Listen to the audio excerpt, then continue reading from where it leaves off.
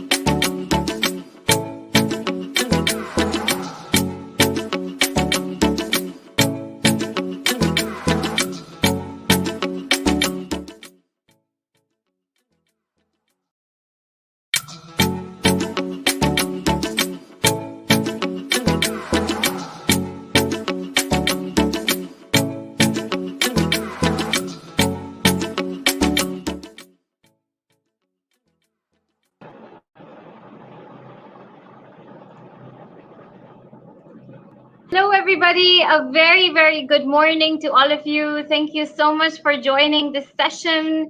My name is Kavisha Pancholi, and I work with the Expo School Program team. Again, thank you so much. I hope you're having a wonderful summer holiday and getting geared up for the next academic year, getting ready for school.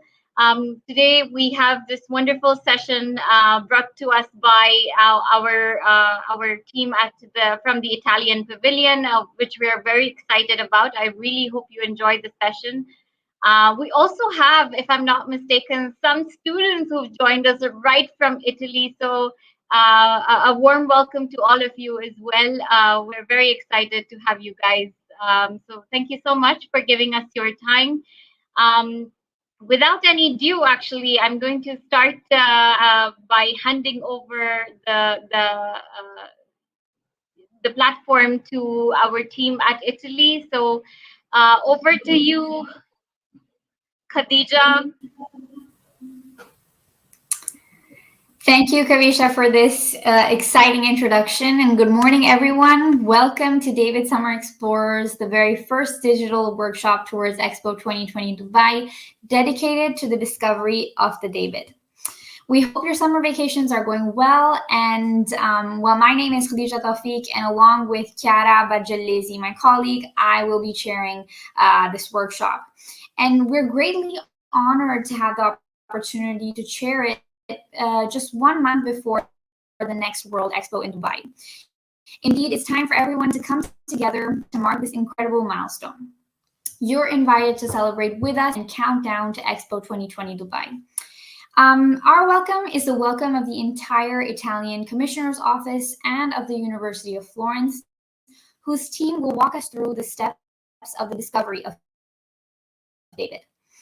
Extraordinary program of involvement and connection of young people with one of the most fascinating artistic pieces ever produced. But who is David? Why is he so famous? What is his story? And what connection exists between David and digitization? Around these and many other questions today, David Summer Expo's digital workshop begins. But before we start, let's get to know each other better. Chiara, over to you for some ice-breaking questions. Yes, as Khadija said, today we're going to get to know each other a little better, and we're going to use Mentimeter, which is a tool that will allow us to have some quizzes. So let's all go to the website www.mentimeter.com, and let's use the code that you can see at the very top of the screen. This code is 70473678, and it's going to be the same code that will follow us for the entire duration of our quizzes today. So let's type in the code at the top of the screen. And once again, the website is mentimeter.com. I know several of you are following us on YouTube, so let's start and move on to our first question. The aim is to come closer, with even if we were thousands of kilometers apart, and to get to know each other using our cloud of names that we can see on the screen. We can see Domenico, Halal, we can see several different names from different parts of the world. It's getting bigger. Several people are joining. Let's try to see how big our cloud can get. There's so many of us. Ayam, Parvesh, you can see so many names. It's getting bigger. So this is the cloud that is actually describing the community that is joining us today. We can see at the bottom right of the screen the number of people that are joining our quiz right now. It's constantly getting bigger. It's really interesting to see how many different names of the people who are joining us today. But after this big cloud, which is allowing us to get to know each other a little bit more, we want to know even something more about ourselves as our cloud gets bigger and bigger, and that's, where are we from? Where do we come from? What's our origin? Is it maybe a territory? Is it our city? Is it where we live? Or is it where we feel like it's home? We can say UAE, Nigeria, we can say Italy, Naples. Someone chooses a country, someone is choosing a city, someone is choosing a region maybe, because that's where they feel like they're most home. We can say UAE, Dubai, Sharjah, Pakistan, United Kingdom. So we can see the very diversity of the people who are joining us today. Let's try to hit even a little bit more of the people who are joining us. I know several of you are following us on YouTube, so don't hesitate to take part in our quizzes, which are really showing how big and diverse of a group we have today. Wow, again, a cloud that's getting bigger. But then what are our interests? What describes what we like? Maybe is it a subject at school? Is it a hobby that we like particularly? Is it something that we like to do in our free time? What is it? What do we like to do? Someone likes art, someone likes technology, so something really important to the international relations. We have Minecraft, so that's a hobby as well. We can have sports in general. Someone likes sports in general, science, gaming. I see again technology. Someone likes to dance. Someone likes to travel. Someone really likes school, which is something we're really happy to know. And then again, reading. Reading is getting at the center of our cloud. But is this your first experience with the Expo School program? This is not the first time that we hold an event. So we're wondering, is it the first time? For someone it is, for someone it's not. So we would like to give our warmest welcome to all of those who have been here before, but also to all those who haven't and are going to face their first experience with the school program, and we're really hoping you're going to enjoy it. We can see that the groups are fairly heterogeneous, but as all of you know, we're going to talk about art today. We're going to talk about the David. So we're wondering, what's your favorite cultural art piece? Is it a monument? Is it a painting? Is it a sculpture? We can see someone that really likes the David. Someone likes the Mona Lisa. Actually, a fair amount of people are naming it. Someone just likes painting in general. Someone likes art. Someone monument. We can see Il Cristo Velato in Naples, so particularly famous art piece in Italy. Don't be hesitant to join with a little bit more of the descriptions. You can see again the Mona Lisa. And then how many languages do you know? We have seen in our cloud earlier that we come from very different parts of the world. So we're wondering, how many languages do you know? Someone just knows one. Someone knows even 6. We're fairly heterogeneous. Someone, the biggest part of us knows around 3 or 4. Wow. 31 people, 35 knowing more than knowing 4 languages.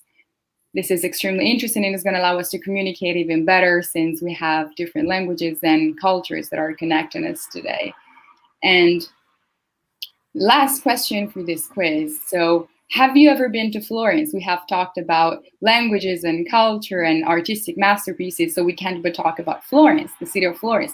Someone has, but the majority of you hasn't, I can see. And we're hoping that maybe with this workshop, we can bring you, at least digitally, a little closer to the city of Florence and trying to push you to know a little bit more about its culture, history, and its clearly artistic masterpieces. And how do you feel? Someone has been here before, someone knows the Expo School program, but someone doesn't. So are you nervous? Are you excited? Are you happy? Someone is really interested, I can see. Someone is feeling great, which we're happy to see. Awesome. Curious. Curiosity is always nice to have and allow us to learn always more. Best, we can see nice. We can see nervous a little bit, which is understandable, but we're hoping we're going to be up to the task and allow you to learn something more even today. Excited, again, someone is really interested. Intrigued, that's an interesting term to see since clearly it's something that not all of us know a lot about. So after this quiz, I'm leaving the floor to Khadija to go on with our workshop. Thank you, Chiara, and thanks everyone for your participation and your amazing answers. Now, moving on, let me introduce you to the context we find David in. What you will see on the screen in a moment is the home of David's twin itself, our very own pavilion, the Italian Pavilion for Expo 2020. Let me give you 2 fun facts on this pavilion. As you might know, the Expo area is divided into 3 spaces based on the vital themes Expo concentrates on. And these are sustainability, mobility, and opportunity. Italy finds itself exactly between the areas of opportunity and sustainability, which gives you an idea of what Italy has given importance to in this Expo. Second fact, the ceiling of the pavilion is made of 3 ship-like structures, and that goes to represent the beauty of traveling and exploring that's represented par excellence by the great journeys made sea. But now let's take a journey inside. Here is a sneak peek of the Italian Pavilion.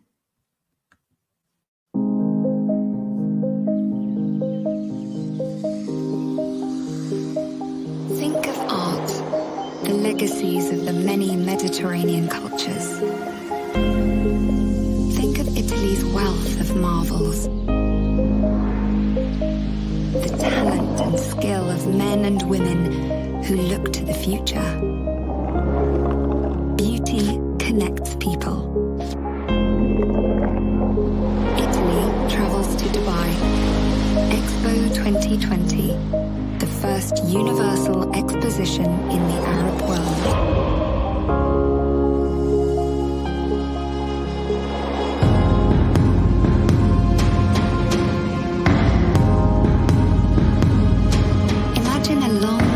To the east, and then an open, floating architecture, a statement of beauty and creativity. Imagine 3 towering naves, a new vision in which technology and nature, sustainability and a circular economy coexist.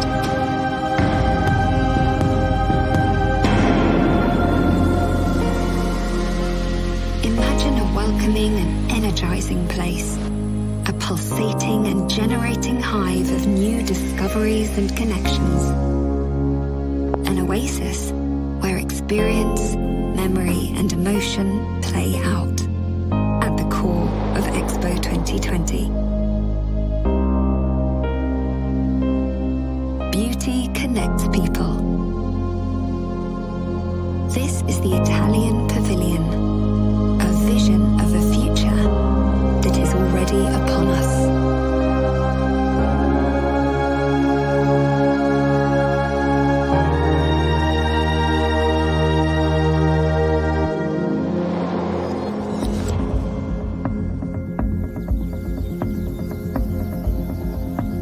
The journey begins with a vision seen from above and stretching into the distance.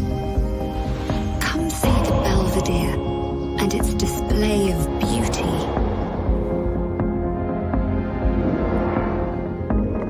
A space given over to the most enchanting Italian landscapes with their infinite variety and appeal.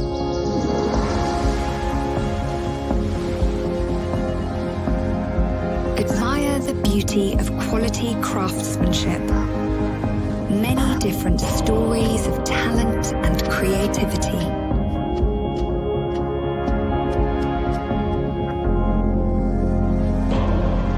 Witness the determination of innovators, the beauty inherent in the desire of those who push the boundaries of infinite space and plumb the deepest waters. A meeting of technology and nature to protect the life to come. To where it all began, to memory, the mother of arts and science, a theatre of knowledge, a symphony of beauty and virtue, truth and fairness.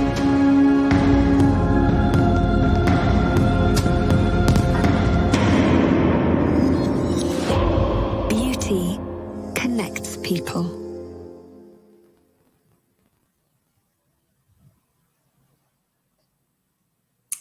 Wow, I'm in awe every time I watch that video. Now, as you heard in the video, the claim of the Italian Pavilion is beauty connects people. This is the Italian interpretation of the element that unites people all over the world. And the emblema of this uniting beauty is the object of this workshop, the David. Now, before we move on, let's see how much you know about David already through our second quiz of the day. Chiara, I'll leave the floor to you. Thank you, Khadija. Once again, we're going to use our tool, which is Mentimeter. Again, www.mentimeter.com. And as said before, the code is the same for the entire duration of the quizzes. We can see that the code is 70473678, and so many of you are joining us today. We can see the little pictures of people who are joining right now. Additionally, let's try to wait a little bit to see how many people are able to join us and answer our quizzes. So first question is, who sculpted the David? So we have talked about artistic masterpieces, we have talked about Florence, we have talked about many things about art, but who was actually responsible for the sculpture of the David? Was it maybe Raffaello? Was it Michelangelo or Leonardo da Vinci or Van Gogh? We can see that 103 people know that the answer was Michelangelo, but we're going to get to know a little bit more about this throughout our workshop today.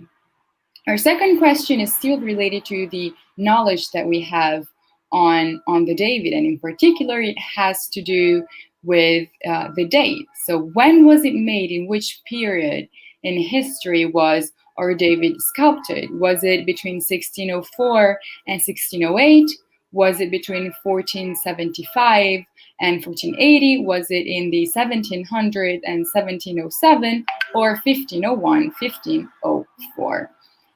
We can see that several of us are joining. 57 people know that it was 1501, 1504. And for all of those who didn't know, no worries, we're going to learn everything about his history today. Moving on to our third question of the day. Again, we're all going to try to get to know a little bit more about him. And where is the original copy? We have talked about how the Italian Pavilion has produced a copy of the David, but where is the original? Is it in Florence? Is it Rome, Jerusalem, or Dubai? So while the answer might seem really straightforward, we never know. 198 people think it's Florence, and the answer is Florence indeed. While we do have copies in different places like Dubai, for example. Moving to our next question, question number 4. We have to know a little bit about his story. So how many of you know who David was? Was he just a sculptor, or was he an actual character? Was he maybe a Roman emperor or a biblical hero, maybe a poet or a medieval king? You know, we never know who the character actually refers to, if it does refer to someone, as we said. Someone thinks it's a Roman emperor, someone thinks it's a biblical hero, and the answer is that it is a biblical hero indeed. And we're going to get to know a little bit about his story today, who he was, what he did, and why is he so important. Which brings us to our next question, which again has to do with what's his importance and what is he holding in his hand. For all of you who know the sculpture, who have an idea of what the sculpture looks like, you know that he's holding something in his hand, and we're wondering, is it a slingshot? Is it a sword? Maybe a towel? Was it a stone, or is it a book? What is the symbol that he's holding in his hand? And while some of you think it's really a towel, the actual answer is that it was a slingshot. And we're going to learn what the slingshot was used for and why it was needed in the hands of our biblical hero that we just discovered. Moving to our sixth question of the day, we have a practical question, really detailed question about the sculptor, and it is, how tall do you think the statue of David is? Is it 2.17 meters? Is it 3.17? Is it 4.17? Or is it 5.17? 4 very different measures that allow us to grasp the size and the magnificence of such a sculpture. And the answer is actually 5.17. It's extremely visible, it's big, and it fills a room really well. And the answer is indeed 5.17. Thank you, Chiara, and thanks everyone. It's always good to see your participation. Let's move on to who is David. Now, he's known as the hero of a biblical war set in 1000 before Christ, who courageously and solitarily helped his people win against an opposing army that had a significant upper hand. But how did he single-handedly defeat these enemies? He did so by defeating a terrible giant, Goliath, the most precious weapon of the opposing army. In fact, Goliath challenged anyone from the army to fight him in a duel. And despite his young age and his not being a soldier, David was the only one who did not step back. Now, the most important thing here is that he defeated Goliath not through strength, so not by brute force, but through his wit, his intelligence, courage, and of course, his faith. He did this by using simply a slingshot and a couple of stones that he threw at Goliath and brought him to his knees and beheaded him. Essentially, David is the worldwide emblem of the underdog beating the big bully, not by, as I said, brute force, but by being brave and using his intellect.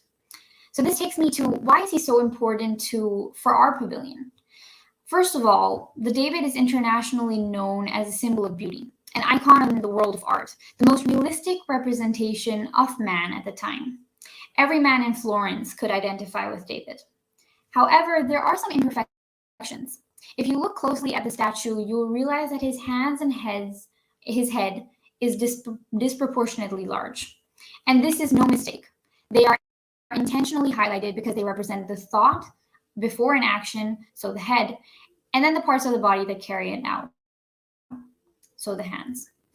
Second of all, the stance in which we find David, represented by Michelangelo, is meaningful in itself, because rather than picking the moment after David's victory, Michelangelo shows David while he's thinking about how to defeat Goliath. This is why David represents not only beauty on an aesthetic level, but goes on to be a symbol of the strength of human intellect, put together with action. And this is something that the Italian Pavilion highlights more than any other aspect. Lastly, David is a work of art that represents the union of innovation and interdisciplinarity. In particular, we find a junction, a kind of coalition of scientific knowledge, technical skills, and creativity. That said, I'm now honored to leave the floor to a person who headed the creation of the renowned replica of the David. And as you know, the replica will be a centerpiece of the Italy Pavilion at the next World Fair of Expo 2020. And we have her to thank, Professor Grazia Tucci. Are you with us? Thank you, Khadija. Good morning, everybody. It is really great to talk to all of you, and I hope to see you personally in Dubai when I will be there at the inauguration of the pavilion and of the Expo. As we have a short time and a lot of things to do, I will jump immediately to the core of my presentation, David's conception. The concept for Michelangelo's David was a result of a desire to embellish the beautiful new cathedral of Florence. As you can see, this is where the David was meant to stay, with 11 other statues, one on each spare.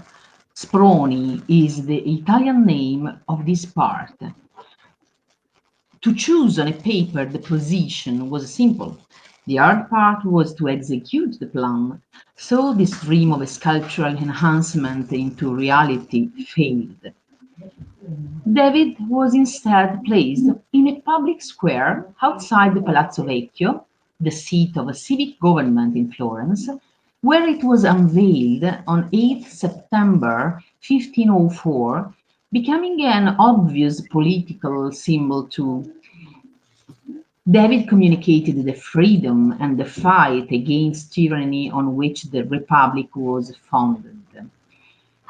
In August 1873, in order to protect Michelangelo's sculpture from the damage caused by weather and pollution, David left its original position in Piazza della Signoria to find its final place of rest and protection in the Galleria dell'Accademia Museum. Look how difficult it was, the transportation. It took 4 days for a few hundreds of meters. But now let me introduce to you why I am here today talking about the David. Reproductions of original works have been made since very ancient times. The Romans, who loved the Greek lifestyle, reproduced Greek bronze works, making great quantities of replicas. In the past, making copies was considered a way of putting models into circulation. Copies were substantially artists, and a lot of artists were copyists too. Many replicas of the sculpture of David began to be made in the 19th century. The first copy was made by Clemente Papi in 1847. But when the artistic curator and the general commissioner of the Italian Pavilion asked me to produce Michelangelo's David to be placed at the center of the pavilion itself, I wanted to respond to this challenge with a new and ambitious project, combining ancient and contemporary, tradition and innovation, art and science in an extraordinary bond, using 3D printing to reproduce a colossal masterpiece of Renaissance art. Michelangelo carved a block of marble, and today we would have reproduced it with the technology of the future, 3D printing. Professor Tucci, thank you for your introduction. Let's focus now on the digital reproduction and the process of creating the David's 3D replica. Let's see this remarkable journey with a short clip.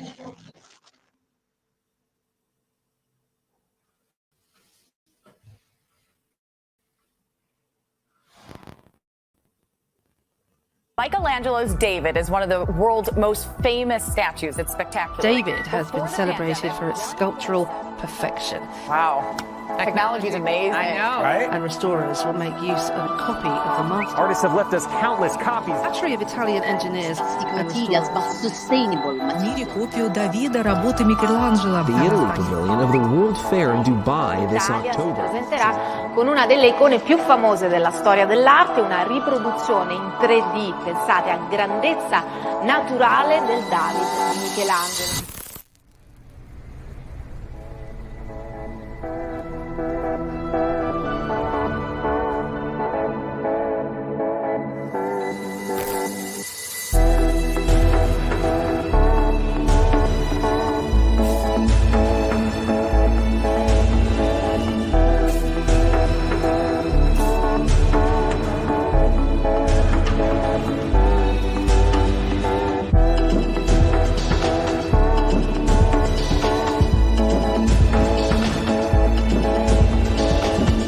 Diciamo siamo al 98% di tutto. Tutti questi buchini rientranti e pispolini ne mancano diversi. Tra occhio e naso ti manca qualcosa. Ancora un po'.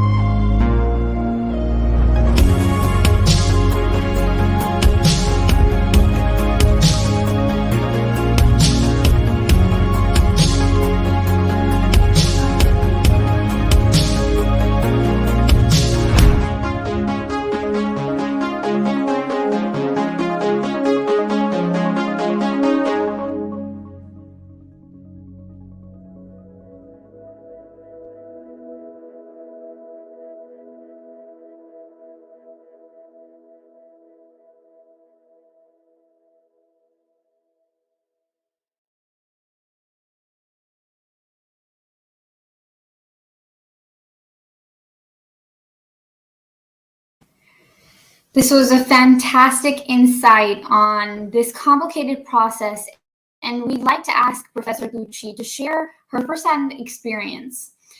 Professor, how would you describe the journey of this reproduction?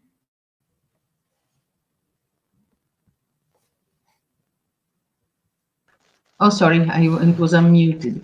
Thank you again, Kadisha. I will try to answer to your question with a new presentation. Let me share the screen. Just 1 second.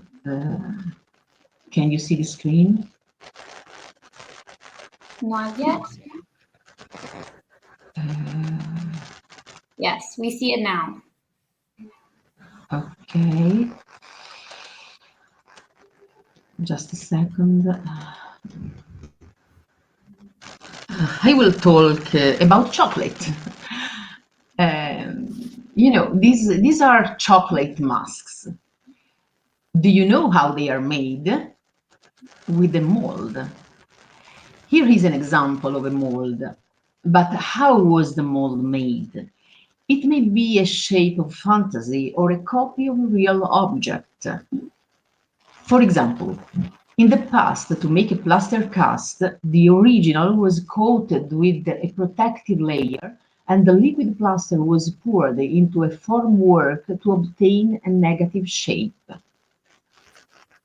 Then, from the plaster cast, that is a fragile and heavy material, we moved on to the more flexible silicone that is easily removable and it is more resistant. A completely different method is that of point carryover.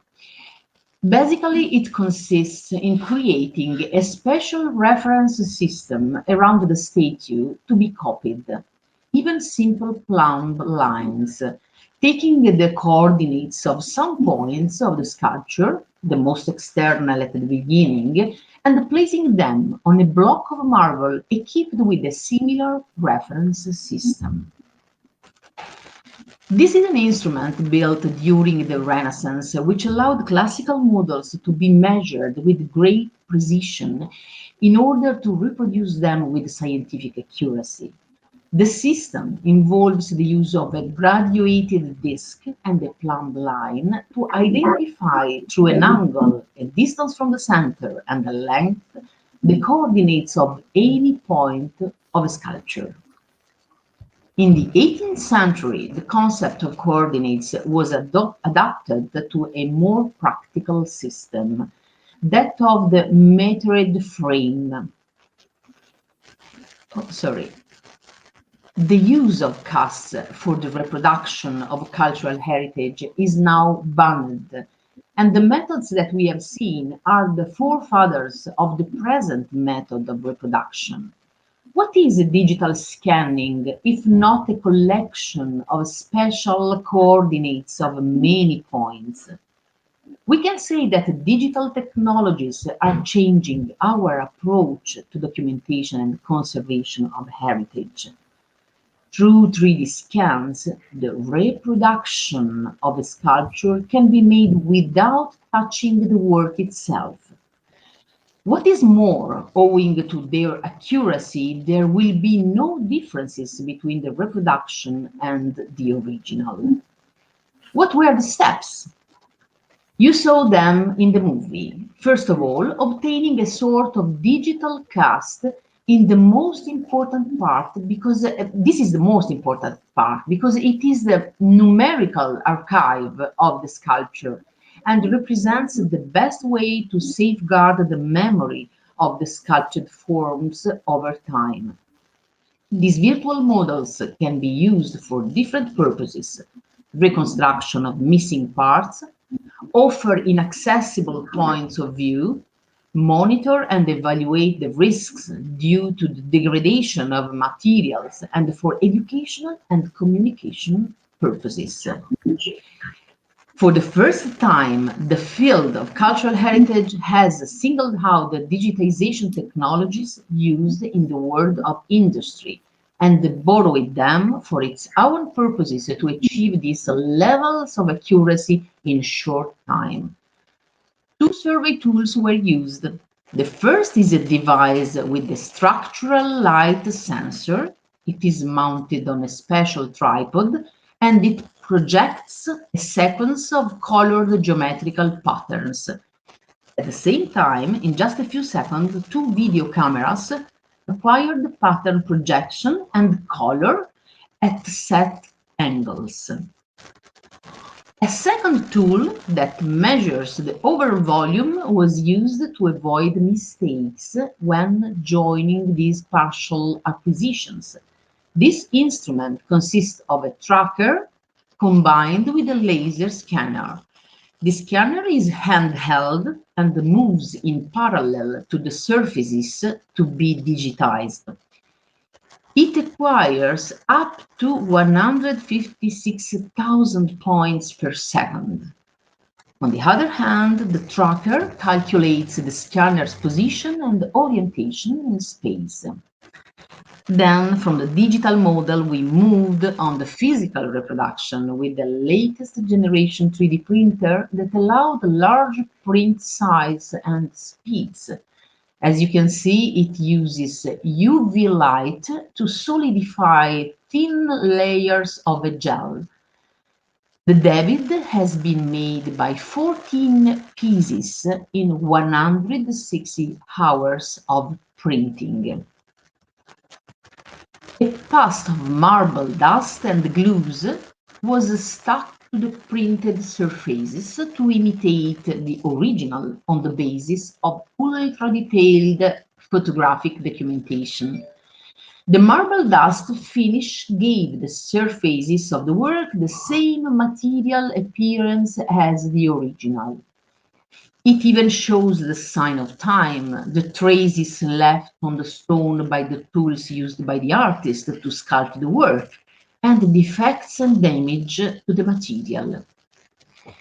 Then the various parts making up the sculpture were assembled and welded together. The physical reproduction of David was placed in a milled polystyrene bed, designed and made so that it could be moved and shipped in safety.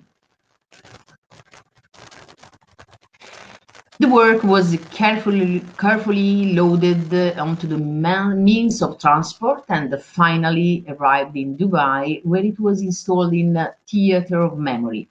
Of course, the original, with its 5 tons of marble, will stay safe in Florence, but I hope that this reproduction will help to increase your curiosity to know more about the original, because, as you know, without knowledge and interpretation, there is no appreciation of beauty.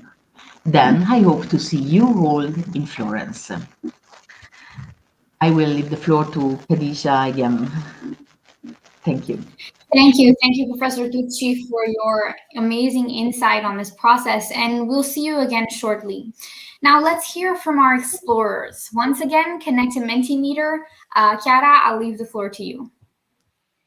Once again, just as before, let's all connect to www.mentimeter.com, and our code is the same code as before, so let's join all together. The code is 70473678. Let's all join together. We know that several of you are following us on YouTube, on all of our different channels, so don't hesitate to try and participate in this quiz, because it's going to allow you both to learn something and have a little bit of fun with your colleagues. So we have just heard talking about how a sculpture, a piece of art, went from being reproduced using a mold to being reproduced using our 3D printing technologies. So what we're going to do in this quiz is trying to ask a little bit of questions on how this process actually worked, to see how many of you managed to grasp the little details about the history of the reproduction of the 3D replica of the David. So we're going to start really soon as many of you are joining for this quiz and asking all of the questions about the little details that we just heard from Professor Tucci, who introduced us to the reproduction of the 3D model of the David in Florence, where it was placed, and all of the single history also of where it was put in place. So I would say that we can start, and the first question is, where was the David statue initially supposed to be placed? Was it supposed to be placed in the Cathedral of Florence? Was it supposed to be placed in the Piazza della Signoria, again in Florence, as we all know that the David was actually in Florence, as we answered earlier, or was it maybe in Piazza Michelangelo in Florence? Let's try to see what we think and what the explorers think it was, and it was in the Cathedral of Florence, exactly. We can see 3 different places, but the correct one was in the cathedral, as Professor Tucci introduced us earlier. They were supposed to be put in the chapel. Moving on to our next question on the reproduction and history of the David, we can wonder how many copies of David are present in Florence. So we know of the existence of the original, and we know of the existence of the 3D replica in Dubai.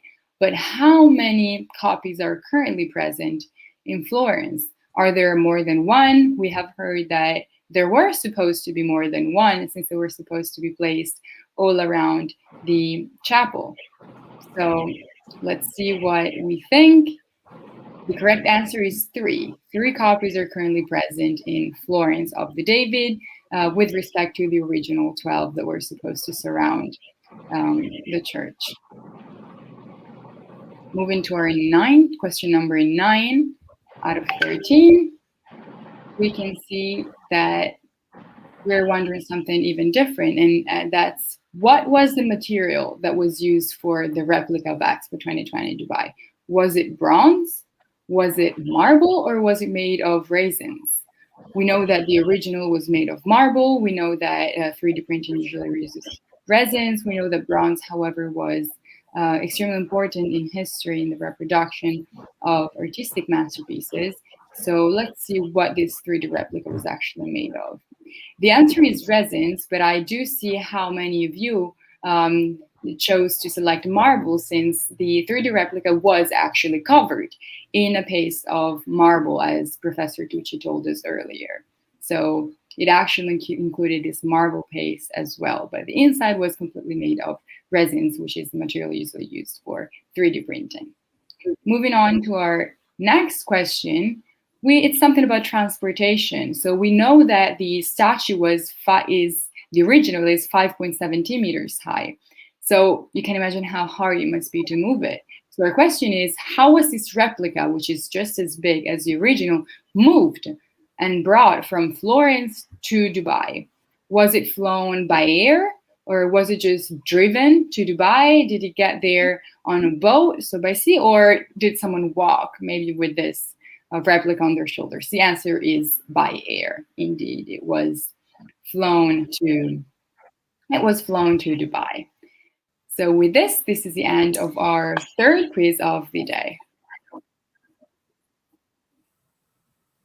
Thank you, Chiara. Before we move on, I'd just like to leave the floor for a second to Kavisha. Thank you, Khadija.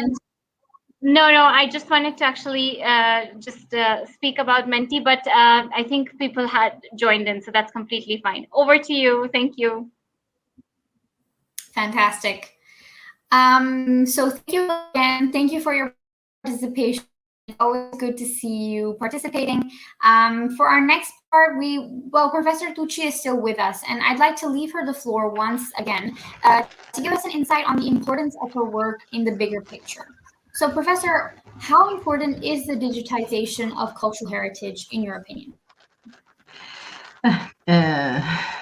Thank you again, Khadija, for your introduction. And I will ask to my co-worker, Erika, to share the presentation. Okay.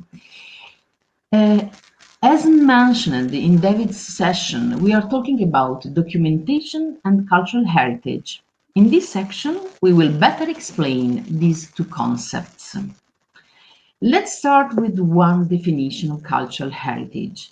According to UNESCO, the term cultural heritage includes several categories of heritage, tangible cultural heritage, like paintings, sculptures, monuments, archaeological sites, and so on.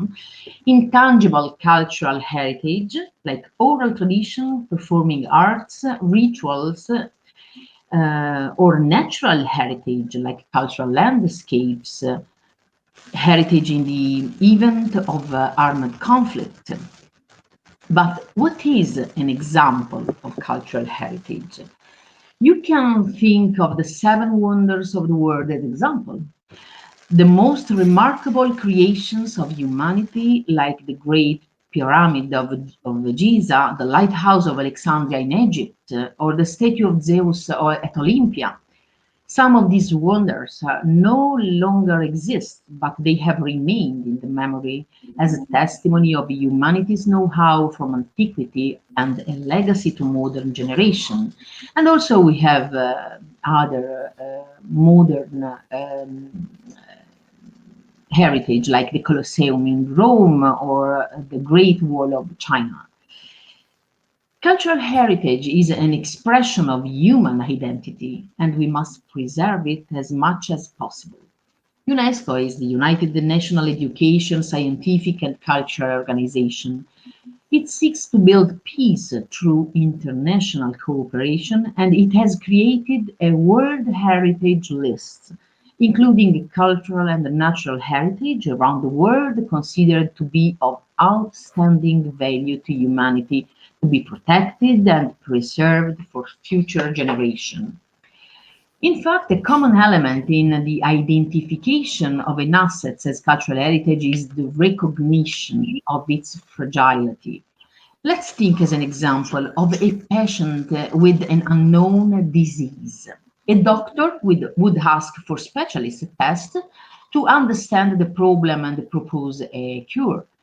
The same happens with our heritage. The first step is that of the diagnosis, for which it is necessary to collect data to get to know the patient better. Knowledge is preliminary to any intervention.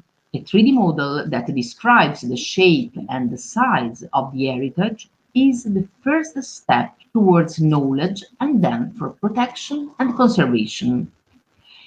Different types of 3D models exist: real, unreal, and surreal models, like in video games. But we will focus only on reality-based 3D models. Like this, you can see in this video a reality-based 3D model of a 16th century cave in Florence. It is called the Grotta degli Animali or Grotta del Diluvio. This is also an example of documentation of cultural heritage to be preserved. But how is it possible to obtain such 3D models? The first step is digitization. The space is described with several dense points very close to one another, like in this video. As you can see, it is not a continuous surface, as it can seem, but many points which form the so-called point cloud. Point clouds can be obtained thanks to different techniques. We are going to see now some of these technologies that can be used for the 3D documentation of cultural heritage. The first one is 3D laser scanning, which is a range-based method. The second one is photogrammetry, as the word says, an image-based method. They are used alone or integrated, depending on the object and the aim of the survey. A 3D scanner is an instrument that allows to acquire 3D coordinates of the surrounding surfaces with a high density and speed and in an automatic way. Once the documentation was done by drawing only the edges and the most important discontinuities, the yellow line in this video. But with modern technologies like laser scanner, It is now possible to obtain, as a product of a series of scans, a cloud of points very close to each other, which sample the surrounding space without distinguishing any difference between a point that belongs to a column or to the floor. Different types of laser scanners exist, suitable for different situations and objects to survey. They can also be mounted on a tripod or on a mobile system, cars, trains, boats, drones. Accuracies, object size, and distances of acquisition will vary according to the measurement principle and the chosen instrument. And now I will give the floor to my co-worker, Erika Parisi, to continue with photogrammetry that will be an introduction to your challenge. Thank you, Professor Tucci. I will continue now with the image-based technology. Photogrammetry is a technique which allows to define the shape and, with appropriate tricks, also the size of an object by using the information recorded in a series of photographs of the same object taken from different angles. Can you If she's hear with me? us? Yes. This is a fundamental point in which, fantastic. That will be very useful for you. Can you hear me? Okay, sorry. Erika. Can you hear me?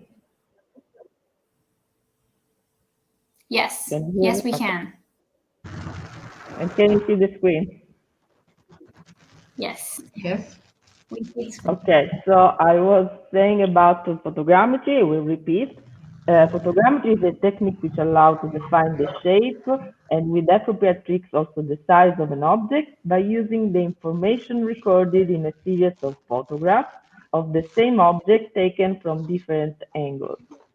Also, in this case, image-based methods which use a digital camera as a sensor can be mounted on different platforms like tripods, drones, airplanes, to acquire images that will be used to build a point cloud and finally a 3D model. Let's go now a little bit deeper into some basic concepts about photogrammetry, like how it is possible to obtain a 3D model like this, starting from 2D images.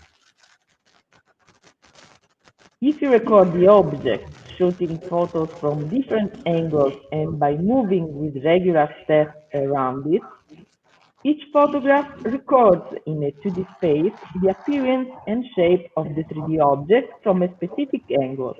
That is a center projection. The center of the projection can be approximately considered in the center of the camera lens. The picture plane corresponds to the sensor. This is the result.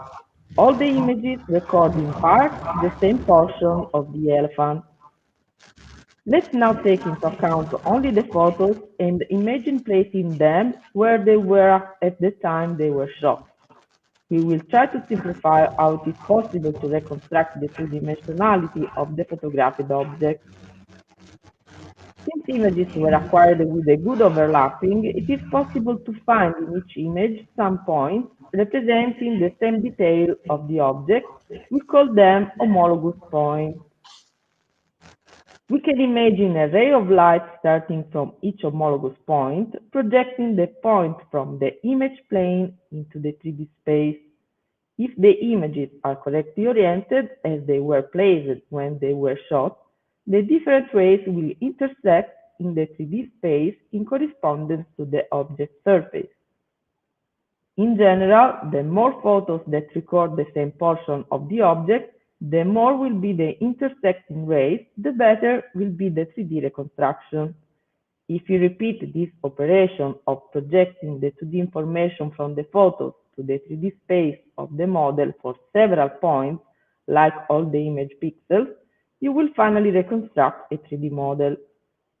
As you can see, also in this case, the result is a 3D model made by identity point cloud. Images can be acquired by digital cameras, for professional ones to smartphones.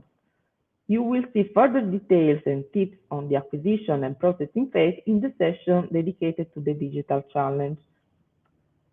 To conclude, let's see now how to proceed from the concept of digitization to the concept of physical reproduction of a 3D model. Two main techniques can be distinguished based on additive or subtractive manufacturing. The first one is 3D printing, while the second one uses computerized numerical control machines. CNC machining starts with a block of material and cuts away material to create the finished part. To do this, cutters and spinning tools are used to shape the piece. Some advantages of CNC machining include great dimensional accuracy as well as many compatible materials, including wood, metals, and plastics. 3D printing, on the other hand, involves parts being created layer by adding materials such as plastic filaments, resins, plastic or metal powders. Using a source of energy such as laser or heated extruders, layers of the material are solidified to form the finished part.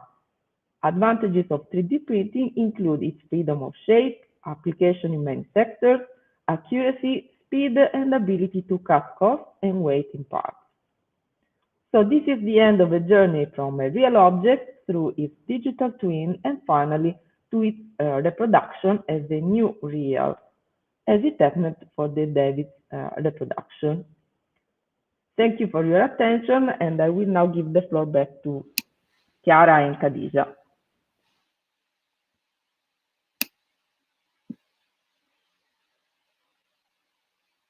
Kadia, I think we can't hear you right now. Thank you. I was just thanking both Erika and Professor Tucci for sharing their experience and for their inspiring insight. I'll now leave the floor to you, Chiara, for our next quiz. This is our next and last quiz of the day, so don't hesitate to join right now. This is going to be our last chance to get in touch with each other for the day. Once again, we're going to use Mentimeter, so hop on www.mentimeter.com. And the code is always the same one that we have used before. So you can see it at the top of the screen. That is, here it is. So 70473678. And we can see that we are already receiving some of the questions for some of the answers for our first question, which is really personal. It has to do with testing the understanding of what we have just heard. But at the same time, it's testing what we think. So what is cultural heritage for you? We asked to make an example. And we can see that someone is not really sure. Someone is talking about a temple. Someone is talking about how culture, customs, beliefs, and rites, rituals are connected to culture, to what we feel like is a heritage, to what we are bringing with us in history and in generation. Someone believes that it's architecture. Someone makes a clear reference to the Colosseum, which we are really happy to hear. And then we can see an example like the Pantheon, the legacy of tangible and intangible heritage. So both something that we can touch, something that we can see firsthand, but also something that is connected from generation to generation and brought on as maybe something that we talk about. So our next question is once again connected, but a little bit more to the technology side of what we have just heard talking about. And in this case, it has to do with the laser scan. So what is the output of a laser scan? We have heard the entire process of production from an object to its 3D replica. And is it a point cloud? Is it a picture? Or is it immediately a 3D model? What is the output, the result that we obtain immediately after going through the laser scan process? The time is up, and we can see that while several of us think that it's actually the 3D model, the first result after the laser scan is the point cloud, which we have seen with connecting dots that allow to recreate the David in very, very tiny details. But once again, we're wondering, we talked about technology, and we want to know which is the technology that allows to reconstruct a 3D model starting from images. So in this case, we're not talking about a laser scan, but we're using images to recreate our, maybe not the point cloud, but the idea of the object that allows us to reconstruct the 3D model starting for images. Here we have to input the answers, and we're going to see, we have heard Professor talking about this, and also Dr. Parisi, and we know that it is indeed photogrammetry. That's right, it's correct. So I can see that several of you have picked it up and knew what the answer was. Coming to the very last question of today, we're wondering something still connected to the technology and the 3D printing process. And the question is, which methodology does 3D printing use? Does it use additive manufacturing or subtractive manufacturing? We have heard talking about both of these methods from Dr. Parisi, and we should be able to quite understand which one is it. One adds material and the other one takes material away from the original block of material that is used to actually reproduce the sculpture. And indeed, it's correct, it uses additive manufacturing. That's correct. We were really happy to have us in this quiz today, and I'm leaving once again the floor to Khadija. Thank you, Chiara. Thank you. And well, explorers, now you have all the background knowledge you need to face your challenge. But what will you have to do? Essentially, you will have 16 days to choose an object at home and use your smartphones and laptops to digitize it in 3D through a software used by the David Replica team itself. So 16 days and the choice of an object. This process will be made up of 4 phases, what we call acquisition, processing, upload, and rewarding. In order to do that, we'll show you a video tutorial soon, but please know that at the end of the workshop, you can download the guidelines of the workshop at the Expo School program. Actually, you'll get an email.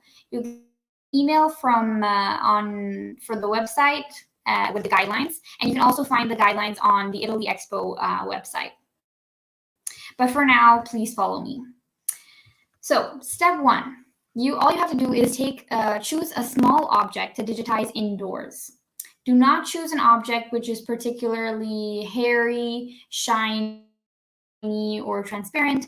Also, avoid moving objects. Try to choose an object that is not only meaningful to you, but also culturally relevant.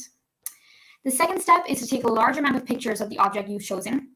You can use your smartphone or camera to take them. The objective here is to have a view of the object from every possible point of view. So you will have, each picture has to contain half of the frame of the previous one. And this will give you a 360-degree view of the object.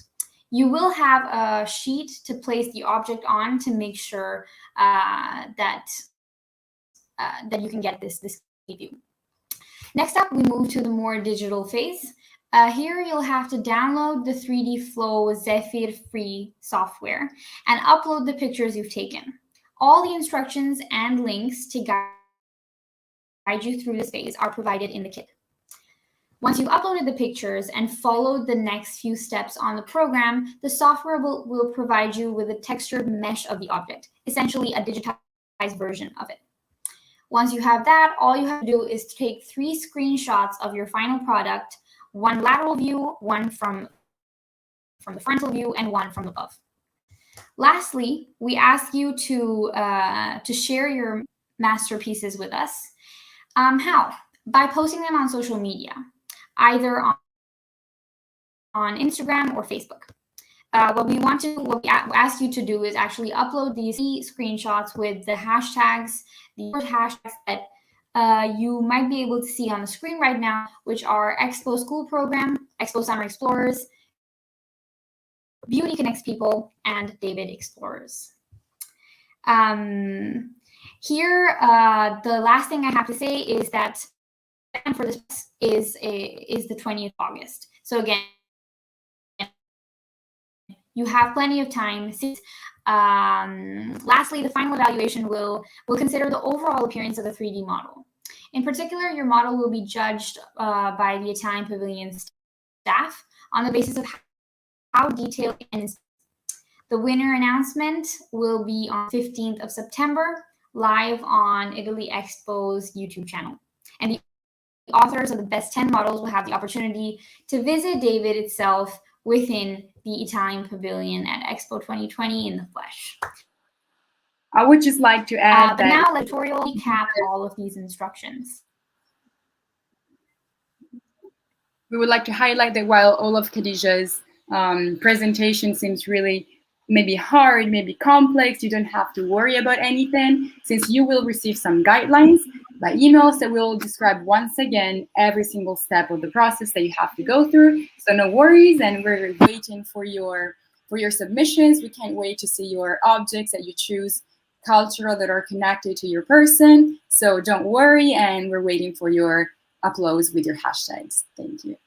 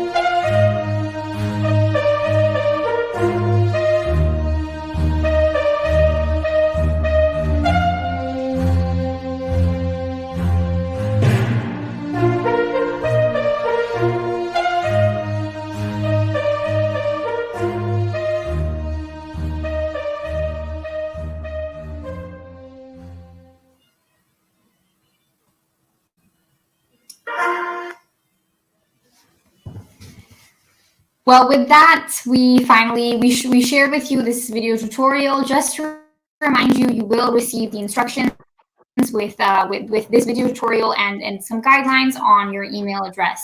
If not, you can find it on our Italy Expo's webpage dedicated to the David. Today we followed the David, one of the most breathtaking masterpieces existing, in line with Italy's commitment to Expo's claim, connecting minds, creating the future. So we come together in a new and unique way to share ideas. Our wish is that you will be able to find uniqueness and inspiration through our research, and we are so grateful for the opportunity that you have given to us today. We give out special thanks to Professor Tucci and to all of her team, Erika for your insight, and especially Mariam and Kavisha, who worked so closely with us. Kavisha, I'll leave the floor to you now. I just want to say a huge thank you to all of you. It could not have been possible without the support. So a big thank you going out to the entire Italy team, Professor Tucci, Erika, Khadija, Lorenzo. Thank you so much, Chiara. Thank you so much for all your efforts. This is fantastic. The workshop was amazing, and truly on behalf of Expo 2020 Dubai, we would like to thank you for giving us this wonderful workshop. I'm sure the students have had a wonderful time as well. And for all of you out there, thank you so much for joining us in this workshop. Do share your 3D models with us on our social media. So using Instagram, Facebook, Twitter, at Expo 2020 Schools. As well as you can use the hashtag called Expo School Program. But thank you so much for your participation. Wishing you a very happy summer holidays, the rest of the summer holidays, and beginning of the new academic year. We shall see you this afternoon for another workshop, which is at 2:00. So thank you so much. Thank you, Italian team, for giving us your time today. It was a true pleasure having you. Thank you to you, Kavisha. Thank you, everybody. Thank you. See you at Expo. At See you at Expo. Yes, see you at Expo. Yeah. Yes. Expo.